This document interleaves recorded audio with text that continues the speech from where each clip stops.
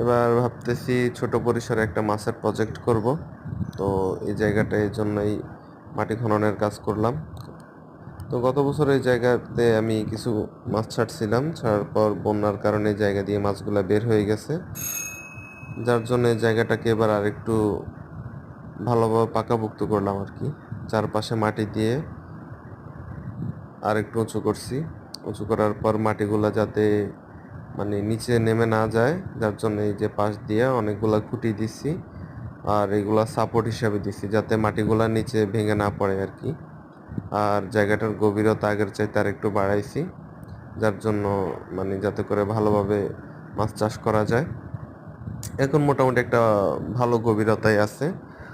তো কিছুদিন পরে এটা দু একদিনের মধ্যে দেখি পানি দিয়ে জায়গাটা পুরাই পুরানোর পর আমি মাছটা ছাড়বো আর কি। আর এই সাইডে যে মাটি দিয়ে ভরাট করছি, এখানে আমি কিছু এই যে পেঁপের চারা লাগাই দিছি, বাজার থেকে আনছিলাম। এই যে দেখতে পাচ্ছেন, এই যে একটা টোটাল 10টা পেঁপের চারা লাগাইছিলাম, বাজার থেকে কিনে আনছি। যেহেতু নতুন মাটি আর মাটিগুলোর মধ্যে যথেষ্ট পরিমাণে মানে শক্তি আছে, যার জন্য আমি পেঁপের চারা লাগাই দিছি। আমি আশা করি এখানে ভালো একটা ফলন পাবো। আর পাশে কলা গাছ আছে, এই যে দেখতে পাচ্ছেন কলা গাছ। আর এগুলো হচ্ছে পেঁপে গাছ। তো দেখা যাক কি হয়, পরবর্তীতে দেখতে পাবেন সামনের ভিডিওতে।